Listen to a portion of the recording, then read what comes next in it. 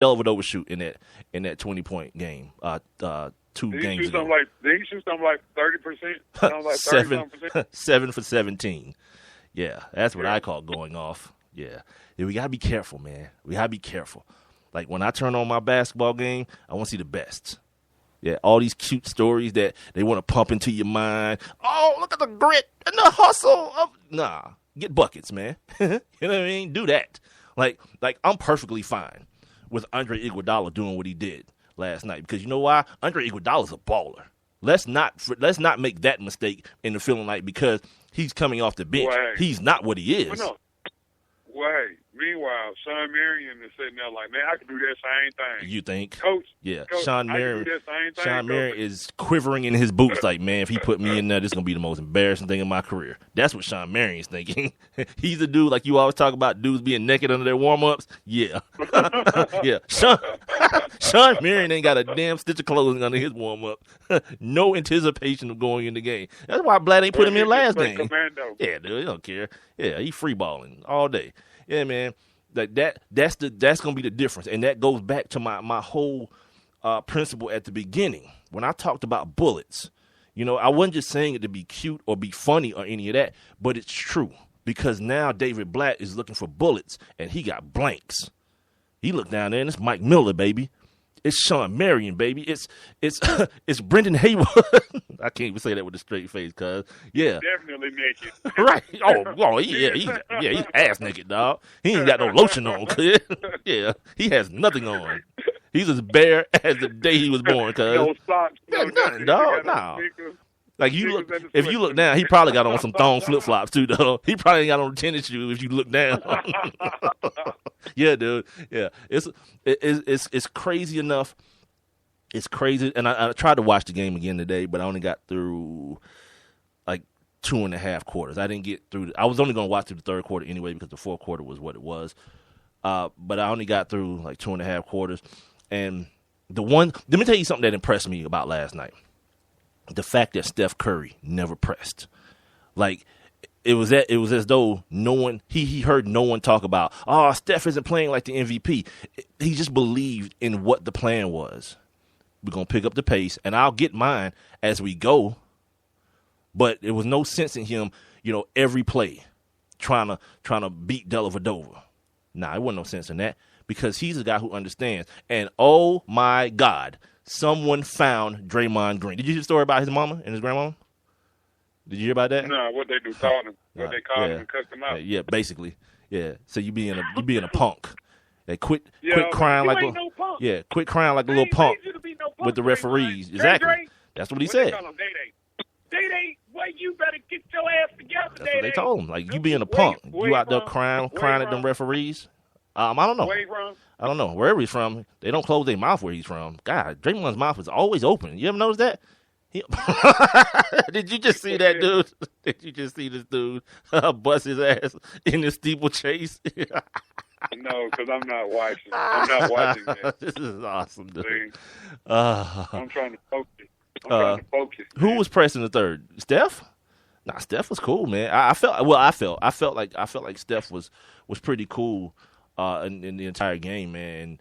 I think. He's from. Go ahead. No, he's from where? He's from Michigan. Draymond. He's from Saginaw, Michigan. Well, they went in. They don't close their mouth. If you don't get your black ass game together, Day. Yeah, his mom and his grandma got on him, man, about the way he was acting out there. Had to come down there and whip you. Do I need to bring my belt, Day? Day, you're an ignorant fool. I think what Coop was talking about, like he's talking about he pressed in the third quarter. I almost feel like we kind of see this differently. It was almost as though Steph kind of smelled blood, like he knew that here's the time. Let's go ahead and end this now. And I described it perfectly yesterday. Couple of close games against the Rockets, and then what happened? Yeah, the bubble just bursts. You know what I mean? Yeah.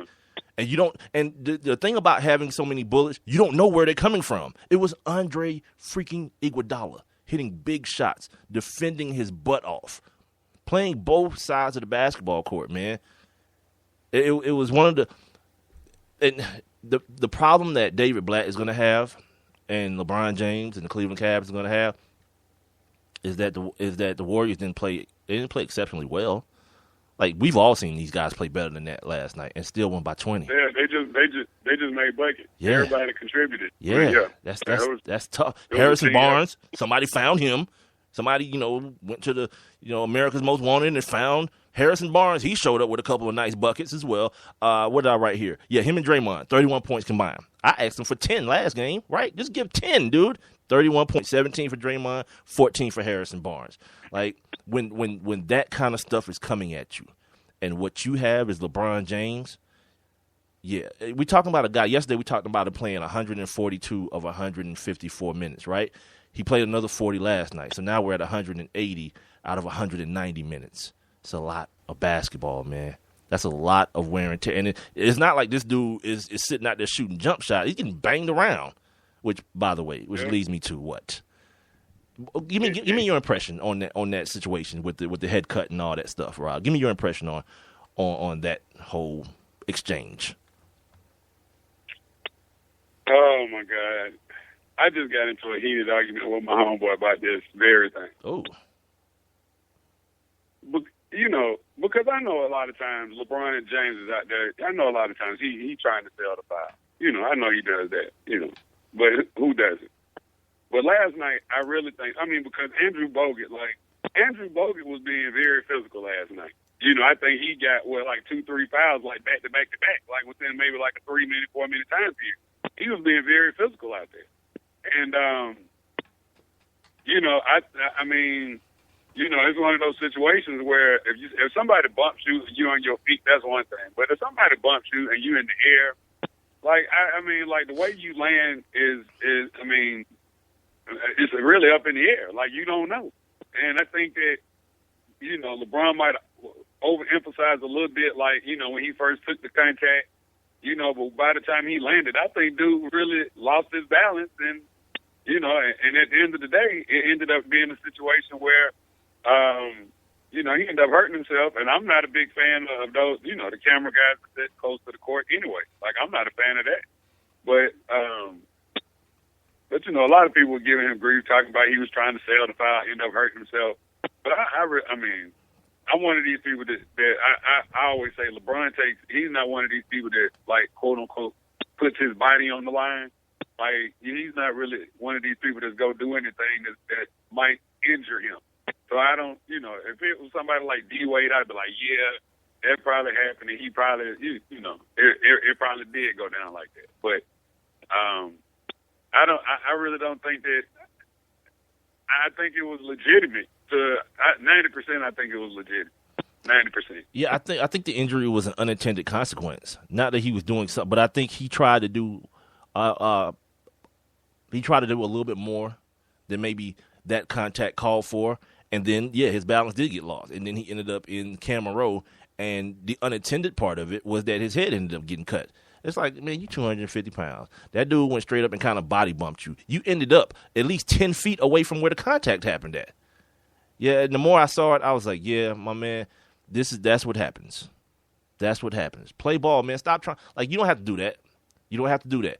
Van Gundy and Jackson talked about it a couple times yesterday. Him feeling like there was contact and stopping play and not continuing to play. Now, I'm glad that he wasn't hurt because, again, I want to see – we got 3 games maximum left. I want to see the best do what they do. Just imagine if he had went down. Yeah. Then you talking about no Kyrie, no Kevin Love, no LeBron James.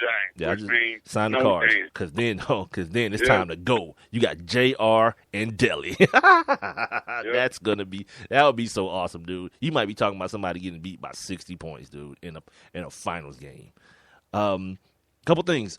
As we talked about yesterday, the odds, right? So now the Warriors being the favorite have tied the series 2-2. Right. That gives them a 79%. Well, not gives them. I'm not going to say that. In the past, in the identical situation, the teams in the Warriors' position have won the series 79% of the time, 145 to 138. Here's another crazy stat. 57-0 is what the Warriors are when leading when leading in games at any point in the season. Playoffs or regular season. They're 10-0 in the playoffs. When at any point in the game, they're leading by 15 or more. So even if it's a first quarter lead of 15, game's over. they don't lose. Mm-hmm. That's right. see, we kind of frame this team, and we kind of like put this team in the mold of this offensive, this shooting team. They play defense, ladies and gentlemen.